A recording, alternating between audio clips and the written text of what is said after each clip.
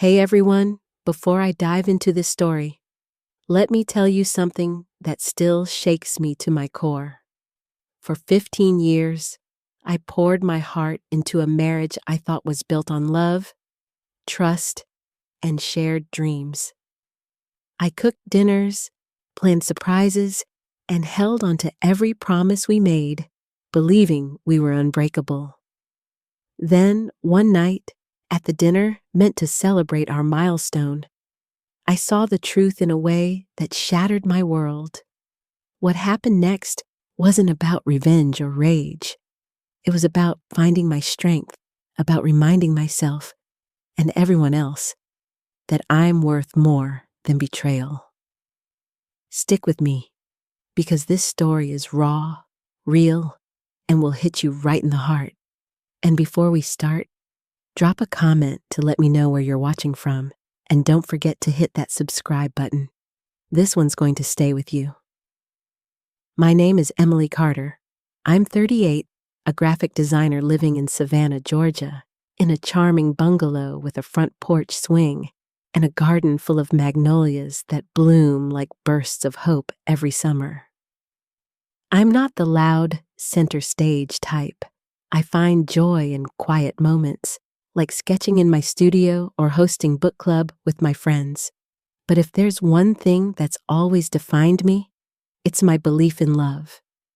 Growing up in a small Savannah suburb, I watched my parents build a life together, their love steady through late-night arguments and early morning coffee. My mom would set the table with her best linens for their anniversaries, and my dad would surprise her with roses, his eyes twinkling like they were still dating. That's the kind of love I wanted, and when I met James at 22, I thought I'd found it.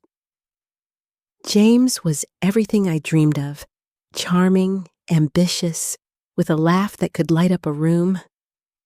We met at a local art gallery, bonding over a painting of a stormy sea, and by our second date, I knew he was the one.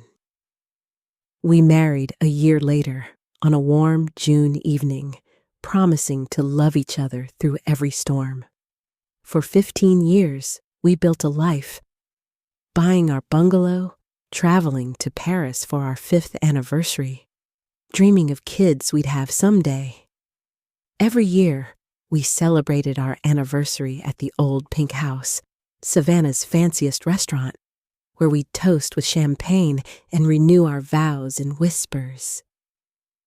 But last year, on what should have been our 15th anniversary, everything I believed in crumbled. Our marriage wasn't perfect, but I thought it was strong. James worked long hours as a corporate lawyer, often staying late at his firm, but I trusted him. I'd pack him lunches with little notes, plan date nights, and keep our home warm with the smell of lasagna or fresh-baked bread. I was the one who remembered our traditions, like our anniversary dinner at the Old Pink House, where I'd wear my favorite blue dress and he'd slip a new charm onto my bracelet, a tradition he started on our first anniversary. But about 2 years ago, I noticed a change. James grew distant. He'd come home late, his tie loosened, smelling faintly of perfume I didn't wear. His phone was always face down, and he'd brush off my questions with a tired smile, saying, "Just work, Em." You know how it is. I told myself it was stress. His firm was handling a big merger, and his new secretary, Vanessa, was always calling about schedules or documents. I met her once at a company party. A young woman with sharp cheekbones and a confident laugh. She seemed professional, maybe a little flirty, but I trusted James. Still, the cracks kept growing. He'd miss our date nights, cancel plans with a vague client meeting, and snap at me when I asked about his day. "You're suffocating me, Emily," he'd say, his voice sharp. I'd swallow my hurt, blaming myself for being too needy, and double down on making our home perfect, hoping it would bring him back. Last June, As our 15th anniversary approached, I threw myself into planning. I reserved our usual table at the old pink house, bought a new dress, a deep emerald green that made me feel alive, and spent hours designing a custom card with a sketch of our wedding day. I wanted this night to remind us of who we were, to mend whatever was breaking. But a week before, James was colder than ever. He barely looked at me, his eyes glued to his phone, and when I mentioned the dinner, he shrugged. "Sure, Em. Whatever you want." His indifference stung, but I pushed it down, telling myself the night would fix everything. 3 days before the anniversary, I called to confirm our reservation. The hostess, a kind woman who knew us, hesitated. "Mrs. Carter," she said, "there's another reservation under Mr. Carter's name, for a private room, same night, same time." My stomach dropped. "That must be a mistake," I said, my voice shaky. "Can you check?" She did, and her tone softened. "It's for 2, booked by a Vanessa. I'm so sorry, I thought you knew." I hung up, my hands trembling, the room spinning. Vanessa, his secretary, a private room. The pieces clicked together, each one a dagger in my heart. I didn't confront James. I couldn't. Part of me hoped it was a misunderstanding, that he'd show up at our table, charm bracelet in hand. But deep down, I knew. The night of our anniversary, I put on my green dress, my hands shaking as I fastened my bracelet, its charms glinting like broken promises. I drove to the old pink house, my heart pounding, and walked to our usual table by the window. It was empty. The hostess caught my eye, her face pale, and nodded toward the private dining room. I walked over, my heels clicking on the hardwood, and pushed open the door. There he was, James, my husband, laughing, his arm around Vanessa, who was perched on his lap, her red dress clinging to her curves. A bottle of champagne sat on the table, 2 glasses sparkling in the candlelight. They didn't see me at first, too lost in their own world. Then Vanessa giggled, leaning in to kiss him, and James's hand slid up her thigh. I stood frozen, my breath caught, the world narrowing to that moment. "James," I said, my voice cutting through the air like glass. He jolted, pushing Vanessa off, his face paling. "Emily," he stammered, it's not what it looks like." I laughed, a bitter, hollow sound. "Don't," I said, my voice steady despite the storm inside. 15 years, James? And you do this on our anniversary?" Vanessa smirked, adjusting her dress, and that smirk broke something in me. I turned and walked out, my vision blurring with tears, the weight of betrayal crushing my chest. I drove home, the magnolias outside my bungalow swaying in the dark, and collapsed on the couch, clutching my bracelet, its charms digging into my palm. I'd given him everything, my love, my trust, my dreams, and he'd thrown it away for a fling in a private room. I didn't sleep that night. I sat on my porch swing, the creak of the chains echoing in the humid air, staring at the stars as tears burned my cheeks. I could have confronted James again, screamed, thrown his clothes on the lawn. But rage wouldn't fix this. It wouldn't heal the hole in my heart or erase the image of Vanessa on his lap. I thought about my parents, how they'd faced storms together, how Mom once told me, "You don't find strength by breaking things, Emily. You find it by building something new." I couldn't let this betrayal define me. I had to reclaim my life, not for James, not for Vanessa, but for me. So, I decided to host my own anniversary celebration, a party not for our marriage, but for the woman I was before I lost myself in his lies. I wanted to honor my strength, my love, my worth, surrounded by the people who truly saw me. The next morning, I sat at my kitchen table, a cold cup of coffee in hand, and started planning. I rented a private garden at Forsyth Park, a place I loved for its oak trees draped in Spanish moss.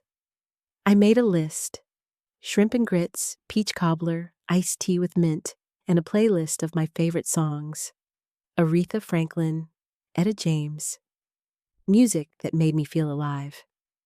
I called the people who'd become my family over the years: Sarah, my book club friend who always brought laughter; Tom, my coworker who'd lost his brother and understood grief; and Mia, my childhood friend who'd flown in from Atlanta when my mom died. I didn't tell James. He'd texted me that night, a week: "I'm sorry, let's talk," but I didn't reply. I wasn't ready to face him, not yet. Instead, I sent invites to my friends, keeping it simple. Join me to celebrate my anniversary, not of a marriage, but of me. Bring a story, bring a smile. I spent the week preparing, cooking in my kitchen until the smell of peaches and butter filled the air. I hung fairy lights in the garden, set up tables with Mom's old linens, and placed a framed photo of my parents' anniversary on the main table, their smiles a reminder of what love could be. I designed a new charm for my bracelet, a tiny magnolia symbolizing resilience, and had it engraved with "I am enough." The party was set for the Saturday after our anniversary, in the golden glow of a Savannah sunset. I wore a white sundress, my magnolia charm glinting on my wrist, and stood in the garden, my heart racing. Sarah arrived with a bottle of Prosecco. Tom brought a playlist of bad 80s hits that made us laugh, and Mia carried a tray of her famous cornbread. Friends from work, book club, and church trickled in, their hugs warming me like sunlight. I hadn't told them about James, not yet, but they knew something had shifted. "You look different, Emily," Sarah said, her eyes kind. "Stronger." As the evening unfolded, the garden came alive. We ate shrimp and grits, clinked glasses of iced tea, and danced to Aretha's "Respect" under the fairy lights. Friends shared stories, Sarah about how I'd helped her redesign her bookstore's logo, Tom about how I'd sat with him after his brother's funeral, Mia about our teenage adventures sneaking into Savannah's jazz clubs. I stood up, my voice trembling, and spoke. "This isn't the anniversary I planned," I said, holding up my bracelet, "but it's the one I needed. Tonight's about celebrating me, who I am, who I'm becoming.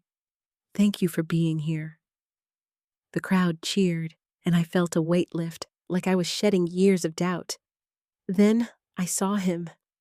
James, standing at the edge of the garden, his suit rumpled, his face drawn. I froze, my breath catching. Sarah whispered, "Want me to kick him out?" But I shook my head. "No," I said. "Let him see." I walked over, my chin high, and faced him. "What are you doing here, James?" He swallowed, his eyes darting to the crowd. "Mia told me," he said. I needed to see you." I nodded, my heart steady. "Stay if you want, but this isn't about you." He stayed, lingering on the sidelines, watching as I laughed, danced, and hugged my friends. When Mia played Etta James's "At Last," I danced alone, my sundress swirling, the magnolia charm catching the light. For the first time in years, I felt free, not defined by James, not broken by his betrayal, but whole. As the night ended, Sophie, a friend's daughter, ran up and hugged me. "You're so happy, Miss Emily," she said, her eyes wide, "like a princess." I knelt down, tears in my eyes, and said, "I'm learning to be my own hero, sweetie." And in that moment, I knew I'd done it. I'd reclaimed my anniversary, my heart, my life. The next morning, James showed up at my house.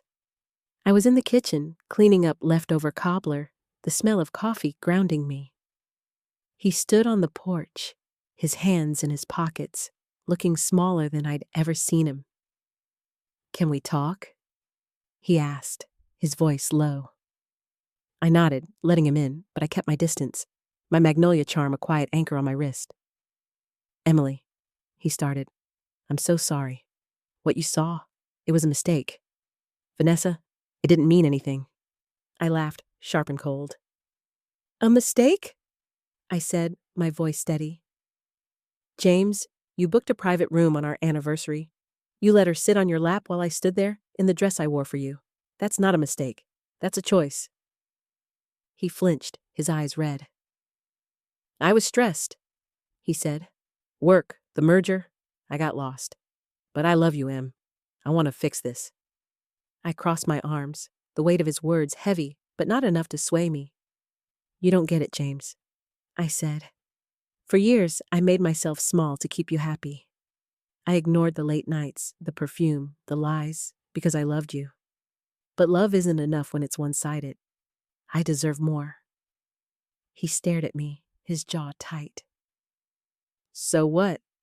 he said, his voice rising. "You throw a party, act like you're fine, and I'm the villain? You're not perfect either, Emily. You smothered me with your plans, your traditions." His words stung, but I didn't crumble. "Maybe I held on too tight," I said, my voice calm.